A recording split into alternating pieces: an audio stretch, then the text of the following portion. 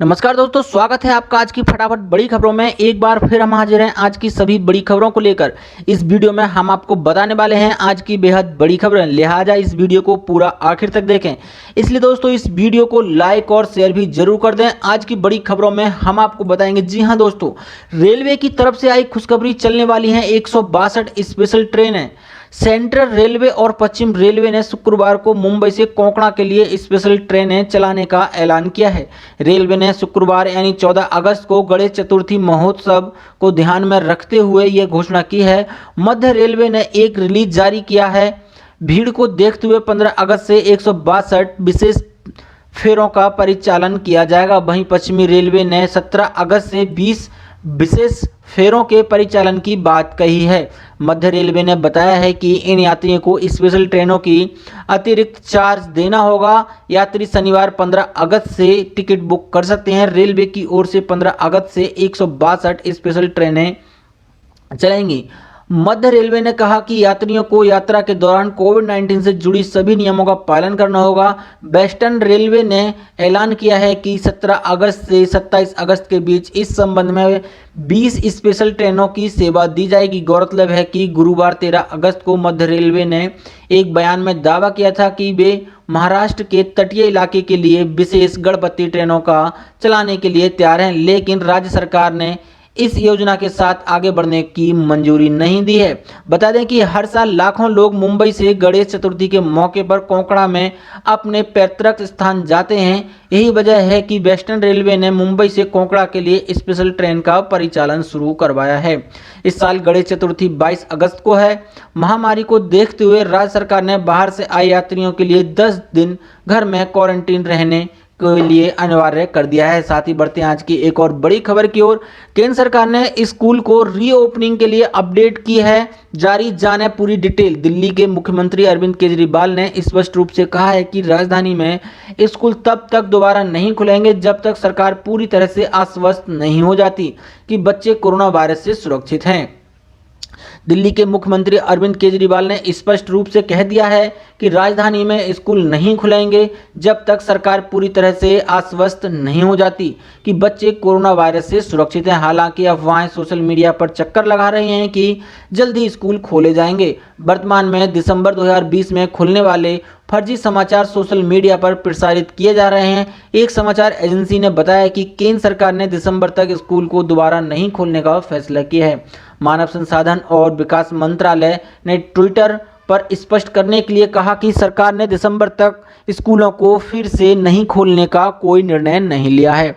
इससे पहले केंद्रीय शिक्षा मंत्री रमेश पोखरियाल ने बताया कि स्कूलों को फिर से खोलने का निर्णय स्वास्थ्य मंत्रालय, गृह मंत्रालय के साथ चर्चा के बाद लिया जाएगा। इसके अलावा उन्होंने उल्लेख किया है कि कोरोना वायरस के प्रकोप के बीच स्कूलों को नए सामान्य के अनुकूल होना चाहिए। सरकार स्कूलों को फिर से खोलने से पहले विस्तृत दिशा निर्देश और एहतियाती उपाय जारी करेगी। मास्क और सैनिटाइजर अनिवार्य रखेगी। इसके अलावा संशोधित बैठने की व्यवस्था, बिखरी हुई कक्षाएं, समय में परिवर्तन, सरकार द्वारा उठाए जाने वाले कुछ सुधार होंगे। साथ ही बढ़ते हैं आज की एक और बड़ी खबर की ओर। तेल कंपनियों ने पेट्रोल डीजल की कीमतों में फिर से कटौती की। जाने आज के भाव। तेल कंपनियों ने पेट्रोल डीजल की कीमतों में फिर से कटौती शुरू कर दी है। अंतर्राष्ट्रीय बाजार में कच्चे तेल के दाम में नरमी का असर घरेलू बाजार पर भी देखने को मिल रहा है।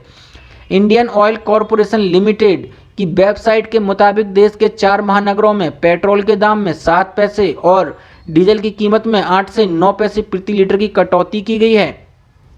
आईओसी की वेबसाइट के अनुसार राजधानी दिल्ली में 1 लीटर पेट्रोल की कीमत 71.84 रुपये रहा, जबकि डीजल के दाम घटकर 65.18 रुपये प्रति लीटर आ गए हैं। इसी तरह देश की आर्थिक राजधानी मुंबई में 1 लीटर पेट्रोल के दाम 77.50 रुपये प्रति लीटर, जबकि डीजल की कीमत 68.33 रुपये प्रति लीटर हो गया है।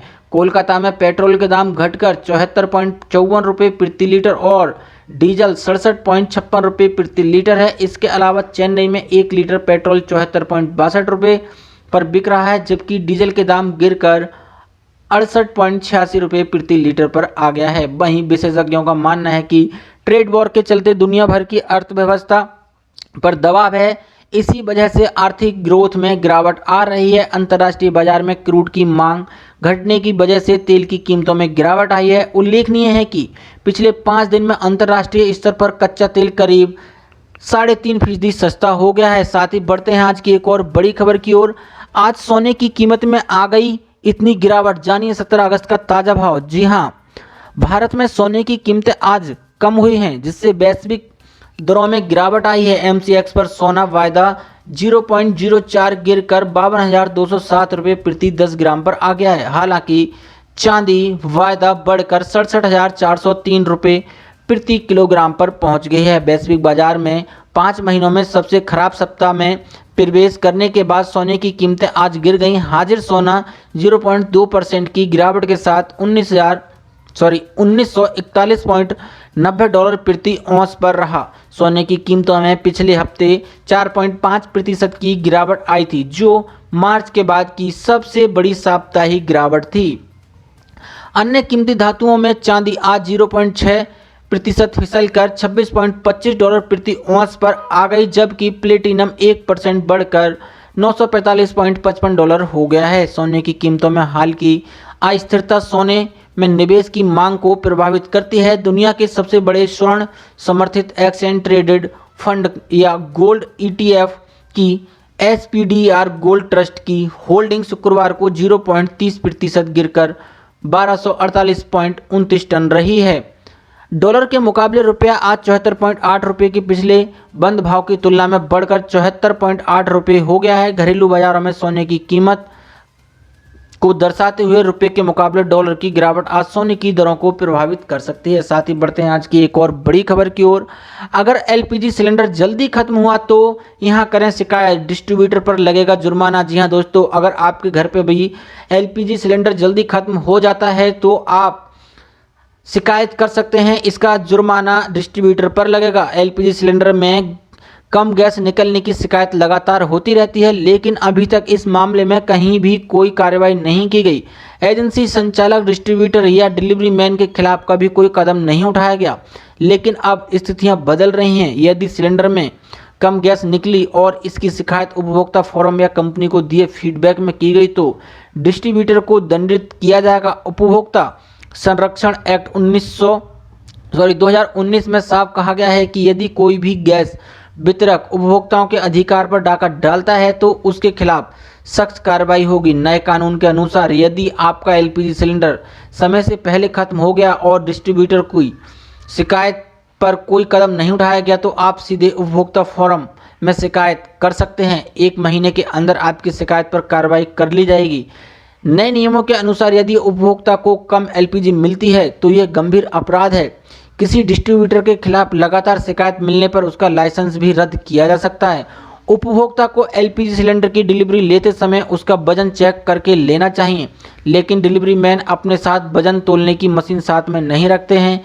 यदि किसी उपभोक्ता ने बिना वजन के सिलेंडर लेने से इनकार किया तो ही वे उसे तोलकर देते हैं। इसके चलते रोज हजारों लाखों उपभोक्ताओं के घर गैस सिलेंडर बिना वजन किए ही पहुंच जाता है। इसकी वजह से बेईमानी की आशंका बढ़ जाती है। एसबीआई ने देश के 74वें स्वतंत्रता दिवस के मौके पर अपने सेविंग्स अकाउंट होल्डर को खास तोहफा प्रदान किया था। ऐसे में खाता धारकों को कई तरह के चार्ज से मुक्ति मिल गई थी। स्टेट बैंक ऑफ इंडिया ने 15 अगस्त के दिन ट्विटर अकाउंट के जरिए ये जानकारी शेयर कर इसके अनुसार इन कस्टमर्स को अब एसएमएस अलर्ट और मिनिमम बैलेंस के चार्ज से मुक्ति मिल गई है। जी हां, उन्होंने इन सेवाओं के लिए कोई शुल्क नहीं देना होगा। ग्राहक के खाते में रजिस्टर्ड मोबाइल नंबर पर बैंकिंग सर्विस मैसेज के लिए लगने वाले चार्ज को बैंक ने अब खत्म कर दिया है। अब ग्राहक को इसके लिए कोई चार्ज नहीं देना होगा। साथ ही बढ़ते हैं आज की एक और बड़ी खबर की ओर।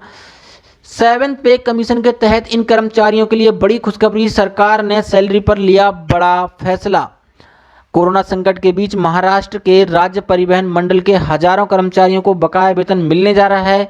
सरकार ने इसके लिए 550 करोड़ रुपए का अनुदान जारी करने का फैसला लिया है। इस रकम से उन कर्मचारियों को बड़ी राहत मिलेगी जिनका पिछले 1.5 महीने से बकाया अटका पड़ा है।